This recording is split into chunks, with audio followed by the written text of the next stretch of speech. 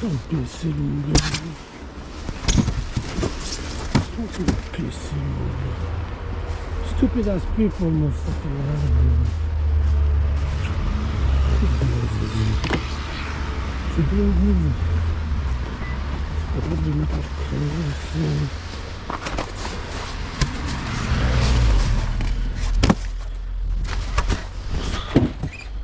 Cette bande de macaques.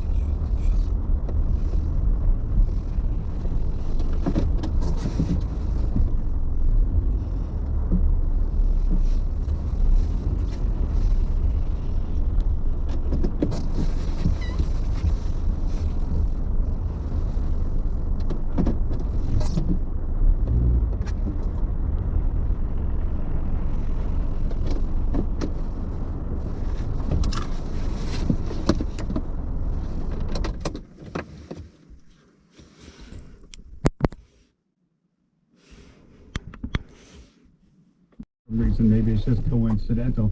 They have been physicists or cosmologists saying, you know, it's the search that's really the most fun part. I'm really disappointed sometimes when we get an answer. Yes, but I think that that's true. Yeah. One of your experts interviewed on the show said that, quote, through us, nature has self-awareness. But I would pose that it's just the opposite. That through nature, we have self-awareness. Would you agree with that? Well, I think both are true. That we have self-awareness because our brains evolved to the state where we have this strange sensation that we call consciousness.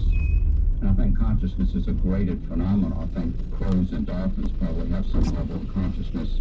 But also, the other self-awareness of the universe in itself is we are products of nature, and we are able to observe.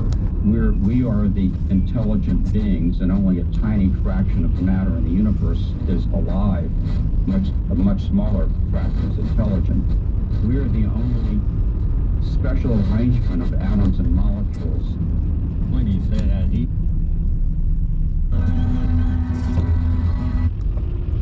Is the way that nature is aware of itself. I think if there were no intelligent living beings in the world and the universe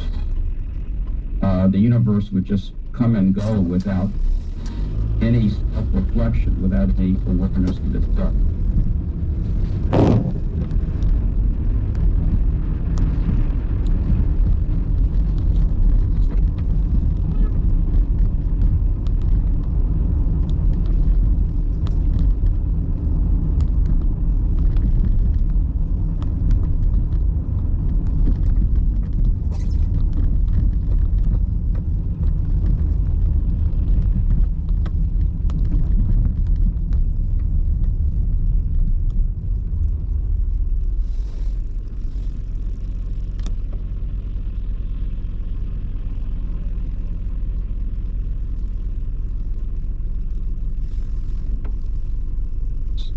And of course, there's the famous Turing test where you put an advanced computer behind a curtain, and can you tell with a conversation whether it's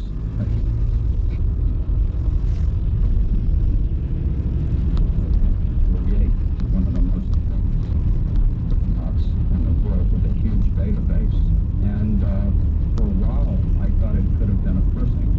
Ultimately, I think that AI is not yet at the point where we would think that the thing is conscious. I think we're still a long way from achieving consciousness with artificial intelligence. But the question is that possible in the future? I talked to the Dalai Lama about this and showed him a video of Bina 48 and asked him whether he thought that an advanced computer could ever be conscious, and he said absolutely not. Consciousness is not material. It's always existed even before the universe was created and always will exist afterwards. And I asked a rabbi, Micah Greenstein, whether he thought that Bina 48 could ever be conscious or whether any future android could be conscious. And he said something to the effect that it couldn't because it doesn't have a soul.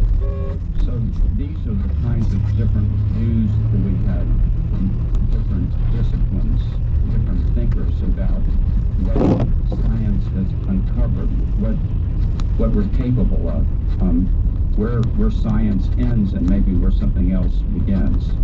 By interviewing and talking with the Dalai Lama and the rabbi, and them giving you your views, is that not an antithesis of what you believe as a materialist, that we are all just atoms and molecules? Well, I don't agree with the Dalai Lama's point of view, even though I have enormous respect for him. But I do think that the consciousness and, in fact, all mental sensations are rooted in the material brain. I also have enormous respect for Rabbi Micah Greenstein, just as I have great respect for all religious beliefs. But personally, I am a materialist.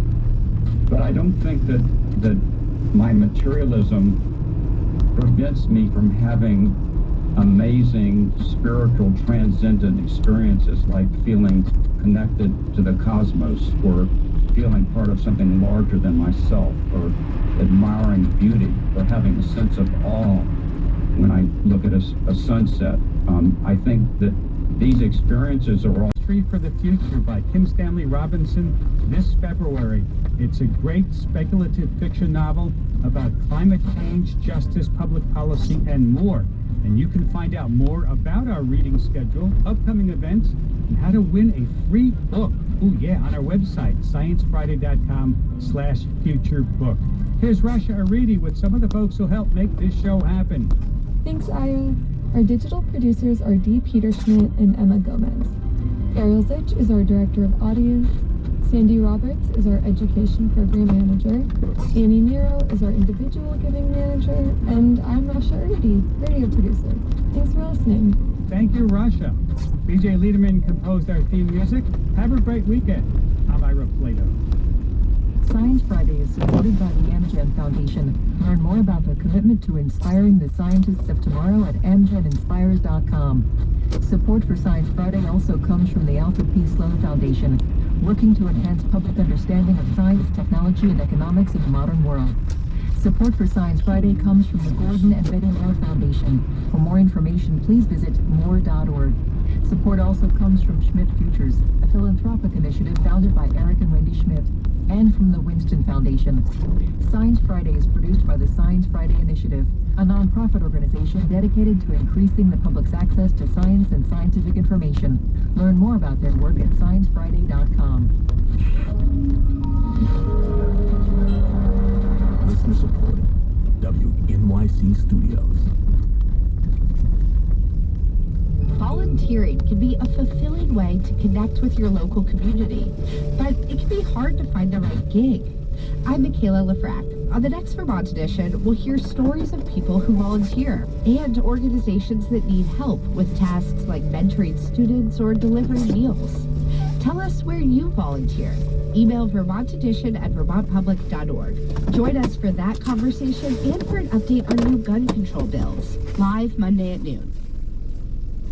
It's a minute before 3, and we have support today from Aquavite Brewery in Middlebury, celebrating dry January with organic kombucha and probiotic seltzers, available in stores and online.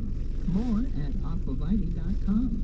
And Curtis Lumber, specializing in kitchen design, featuring well-worn cabinets and Cambria quartz countertops. American-made products sold